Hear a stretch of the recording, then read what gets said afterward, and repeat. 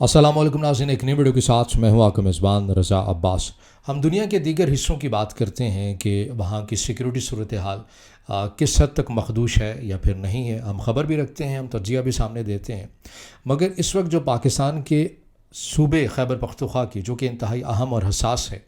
جو صورتحال بن چکی ہے وہ انتہائی تشویشناک ہے۔ آج کے اس ویلاگ میں ہم آپ کے سامنے صورتحال رکھیں گے ٹانگ کی، وادی تیرہ یعنی ضلع خیبر کی،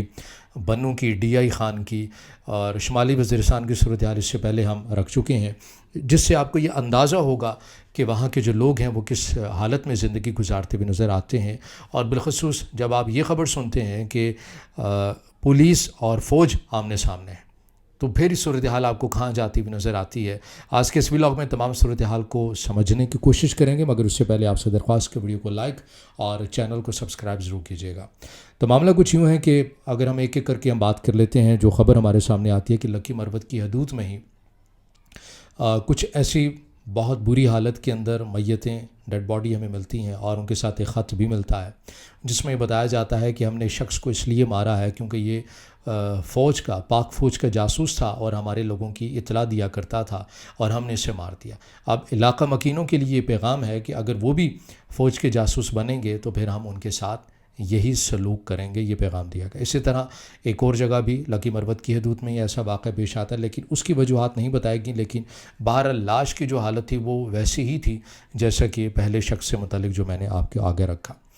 اب اس میں آپ کو یہ یاد ہوگا کہ جو سوات کی صورتحال تھی،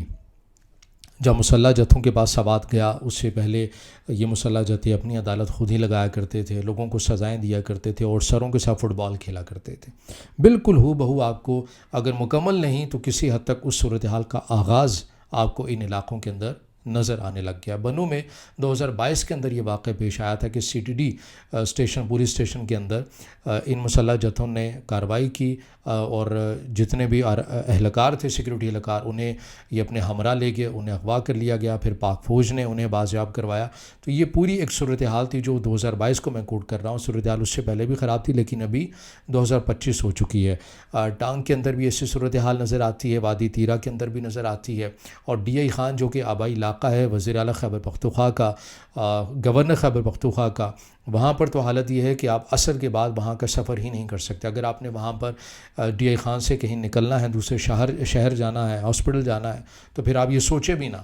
کہ آپ وہاں پر ان کی اہم شاہراہوں کے اندر سفر کر سکیں گے۔ آپ کو اگلے دن کا انتظار کرنا پڑے گا۔ یہ صورتحال آپ کو ان علاقوں کی نظر آتی ہے۔ اس کے ساتھ ساتھ جو سب سے زیادہ تشویشناک ہے وہ یہ ہے کہ مقامی لوگ اعتماد نہیں کر رہے۔ شمالی وزیرستان میں جو ہزاروں کی تعداد کے اندر دھرنا دیا گیا آپریشن نامنظور کے نام سے، وہی اگزامپل اب دیگر علاقوں کے اندر بھی کاپی ہوتی ہوئی جا رہی ہے۔ وادی تیرہ کے اندر بھی ایسا ہو چکا ہے غالباً، اور باجوڑ میں 13 جولائی کو ہونے جا رہا ہے، جہاں پر لوگ آپریشن نامنظور اور ریاست سے مطالبہ کر رہے ہیں کہ اب ہم مزید کسی فوجی آپریشن کی طرف نہیں جا سکتے کیونکہ اس کے نتیجے میں ہمیں اپنے گھر بار املاک کو چھوڑنا پڑتا ہے۔ اور ظاہر ہے یہ صورتحال اس حد تک بھی کرب ہے۔ ہم جو پاکستان کے مرکزی شہروں میں رہنے والے لوگ ہیں، میں عموماً کہا کرتا ہوں کہ اگر ہمیں یہ کہا جائے کہ ہر سال میں سے آپ نے 2-3 مہینے اپنے گھر کو چھوڑنا ہے، اپنی املاک کو چھوڑنا ہے، گھر بار لے کر آپ کسی اور جگہ پر چلے جائیں، ایک مہاجروں والی زندگی گزاریں، پھر آپ کو نہیں معلوم یا آپ کو یہ معلوم ہو جائے کہ اب ہم نے ان مسلح جتھوں کی کمر کو توڑ دیا ہے، مگر اس کے کچھ ہی عرصے کے بعد وہی اپنی ٹوٹی ہوئی کمروں کے ساتھ دوبارہ آ جائیں اور پھر ویسی کاروائیاں شروع ہو جائیں، تو یہ آپ کو ایک کرب والی صورتحال نظر آتی ہے۔ اور وہاں کے جو مقامی لوگ ہیں، بالکل ٹھیک بات ہے، وہ ٹھیک بات کر رہے ہیں، ان کو اذیت ہوتی ہے، لیکن اس کے اندر جو مقامی لوگوں کے لیے ایک پیغام ہے یا جو کام ان کے ذمہ ہیں وہ کیا کرنا ہے۔ امن لشکر تو ہمیں نظر آتے ہیں کہ وہاں کے بہت سارے قبائل ہیں، ریاست کے ساتھ ہم آہنگ ہو کر ان مسلح جتھوں کے لیے کے خلاف لڑتے ہوئے نظر آتے ہیں۔ امن لشکر اس کو نام دیا گیا ہے۔ بنوں کے اندر امن مارچ بھی ہو چکا ہے۔ لیکن ایک اور چیز جو ہے یہ یاد رکھنے والی ہے کہ یہ مسلح جتھے تب تک کامیاب نہیں ہو سکتے جب تک انہیں مقامی لوگوں کی سہولت کاری ان کے ساتھ نہ ہو۔ میں یہ نہیں کہہ رہا کہ سارے مقامی لوگ ان کے ساتھ سہولت کاری کرتے ہوئے نظر آتے ہیں، مگر کچھ تو ایسے ہیں جو آپ ہی کے بیچ میں رہتے ہیں، جو آپ کے سامنے آپ ہی کی بات کرتے ہیں، مگر جب وہاں سے اٹھ کر جاتے ہیں تو پھر ان عناصر کے ساتھ آ کر مل جاتے ہیں اور انہیں ساری انفارمیشن دے دیتے ہیں۔ آپ کا بھی یہ فریضہ ہے کہ ریاست کے ساتھ مل کر ایسے لوگوں کی نشاندہی کریں اپنے اندر سے، تاکہ وہ علاقے، وہ صوبہ آپ کے رہنے کے قابل ہو سکے۔ یہ آپ لوگوں کا ایک فریضہ بھی بنتا ہے کہ اگر آپ وہاں کے اپنے علاقوں کو ایک امن والا ماحول دینا چاہتے ہیں تو اس کے اندر یہ یقینی بات ہے۔ دوسری سائڈ کے اوپر ریاست کو بھی چاہیے کہ جو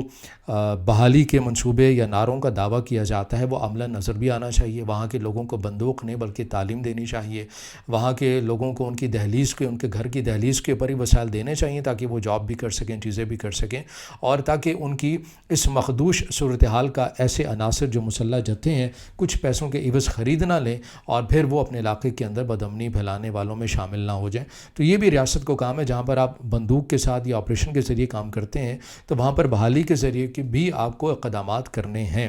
اب دوسری بات کر لیتے ہیں جو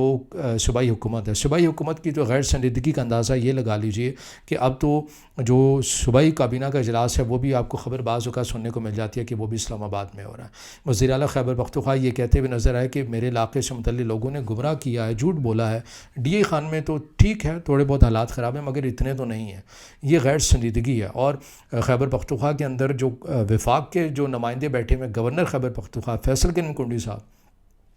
انہیں اس بات کی فکر ہے کہ میں نے کیسے پاکستان تحریک انصاف کی حکومت کا تختہ الٹنا ہے اور کیسے میں نے نمبر حاصل کرنا ہے، مگر وہاں کے لوگ کس کرب سے زندگی گزار رہے ہیں، کن مشکلات سے دو چار ہو رہے ہیں، انہیں اس بات کا اندازہ نہیں ہے۔ اگر ہوتا تو ہمیں وزیر اعظم پاکستان کے ساتھ میٹنگ کرتے ہوئے نظر آتے، صدر پاکستان کے ساتھ اپنے مطالبات، اپنے تحفظات رکھتے ہوئے نظر آتے کہ بھئی میرے لوگوں کا کچھ سوچیں، وہاں کے لیے پرماننٹ حل نکالا جائے، وہاں کے لوگ بھی دیگر جگہوں کی طرح پرامن ماحول میں ایک رہ سکیں، مگر وہاں بھی ہمیں سنجیدگی نظر نہیں آتی۔ اور پھر سب سے بڑھ کے جو تشویشناک بات ہے جو میں نے آپ کے سامنے رکھنی ہے کہ لکی مروت کی پولیس ایک بار احتجاج کر چکی ہے، اور دوسری بار ہمیں